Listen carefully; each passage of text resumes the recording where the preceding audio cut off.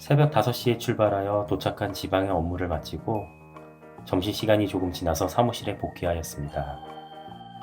종종 있는 일상이라 그렇게 힘들지는 않았지만 이제는 저도 나이가 있어서 그런지 예전 같은 팔팔한 기운은 없네요. 들어오자마자 자리에 앉아 안도의 한숨을 내쉬며 진한 커피 한 잔을 들이키고 있을 때쯤 제 핸드폰의 벨소리가 울리며 조금 다급한 남성의 목소리가 들려옵니다. 여보세요. 거기 손해사정사인가요?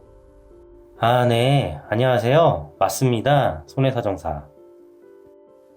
제가 교통사고가 나서 경추골절로 병원에 입원해 있는데 다름이 아니라 내 과실이 너무나 많이 잡혀 있는 것 같아서요. 목뼈가 부러진 경추골절은 수술을 받는 경우가 있는데 수술 치료를 받으셨나요? 네, 핀으로 경추 3개를 고정했다고 의사 선생님이 컴퓨터로 보여주면서 설명해 주셨어요. 그러시면 사고 내용 좀 얘기해 보시겠어요?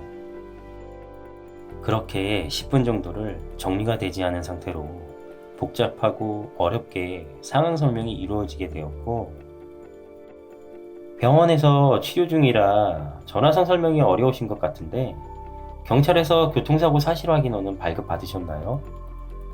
사고 접수는 해서 조사는 받았는데 아직 교통사고 사실 확인원은 발급받지 않았습니다. 그러시면 교통사고 사실 확인원을 발급받고 차후에 다시 얘기하시죠. 아무래도 과실 부분은 해당 서류를 봐야지 자세히 설명이 될 것 같습니다. 어떻게 발급받는지는 알고 계시죠? 그럼요. 조사받은 경찰서나 가까운 지구대에서 신분증 갖고 요청하면 되는 거 아닌가요? 네, 맞고요. 아니시면 인터넷 경찰 민원 포탈에 접속하셔서 발급받으실 수 있겠습니다. 네, 알겠어요. 서류가 준비되면 다시 전화 드릴게요.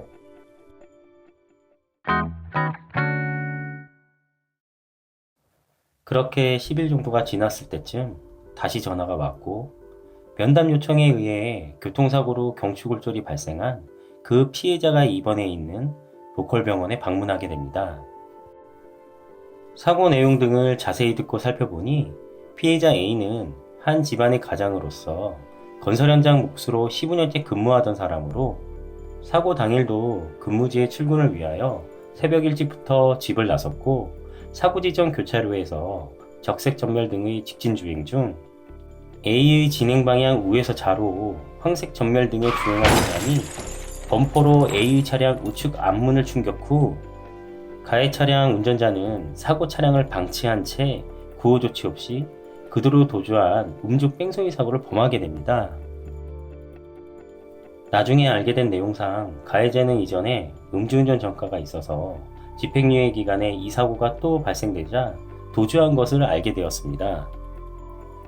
또한 피해자 A의 진단서와 검사 영상 판독지 등의 의무 기록들을 살펴보니 경추 6번 방출성 골절, 늑골 골절, 어깨 관절의 염자 및 긴장의 수상 부위를 찾아볼 수 있었고, 대학병원에서 수술한 경추 제5에서 7번간 전방 고정술 등의 치료 내용을 확인할 수 있었습니다.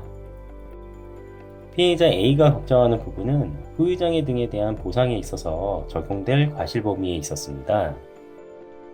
사고 내용상 A는 적색 전멸 신호의 주행 중 사고가 유발되었기 때문에 가해자에 해당한다는 얘기를 들었기 때문이었습니다.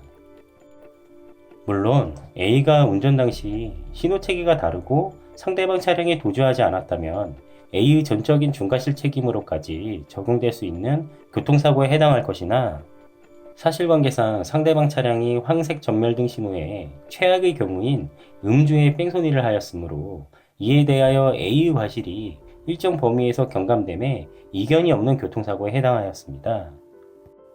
A는 자신에게 발생한 경추골절 교통사고의 손해사정을 당부에 당부를 거듭하며 위임하게 되었고, 입원 및 치료를 받았던 각각의 병원에서 의무기록과 경찰서 교통사고 사실 확인원 등을 규합하여 세심한 분석을 시행하였습니다.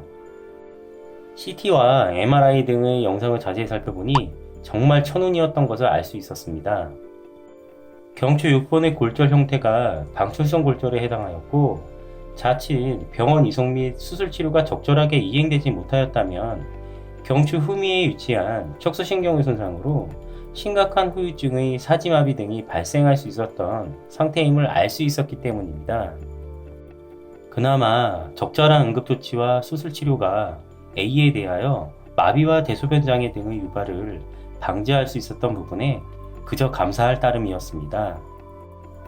이후 경추골절에 대한 맥브라이드 노동능력 상실료 평가와 수술 부위 흉터의 향후 치료비 추정서 등의 감정이 이루어졌고, 모든 입증 자료가 준비되어 A에 대한 손해액의 산정과 함께 손해사정서가 상대방 보험사에 빠른 등기로 접수됩니다. 당연히 예상은 하였으나 보험회사 담당자는 공손히 작성 및 주장하는 사정서 내용인 피해자 A의 과실범위, 경추골절 후유장애에 대한 노동능력 상실기간, 소득 등에 대하여 쉽게 인정하며 넘어가는 사항이 없었고, 그 이견은 좀처럼 좁혀지지 않았습니다. 따라서 경추골절 후유장애에 대해서는 제3의 의료기관을 통한 동시감정의 결과로, 과실에 대해서는 공손손사가 처음부터 주장한 내용으로 A에 대한 손해사정 업무가 종결될 수 있었습니다. 상대 차량의 보험사에서 대인배상으로 과실상계 후 보상받은 A는 본인이 가입한 자기신체 사고, 자손으로 과실로 공제된 경추골절 등으로 발생한 손해액을 산정하여 추가적인 보상을 받을 수 있었으며, 이 부분에 대해서는 다음 시간에 자세히 살펴보겠습니다. 오늘 하루도 고단하지만 피할 수 없다면 즐겨야 하기에 웃으며 일과를 보내봅니다. 지금까지 손해사정사 K 공손이었습니다. 고맙습니다. 구독과 좋아요는 저희에게 너무나 큰 힘이 되고 있습니다. 헤어지기 전에 구독과 좋아요 누르시는 거 잊지 말아주세요.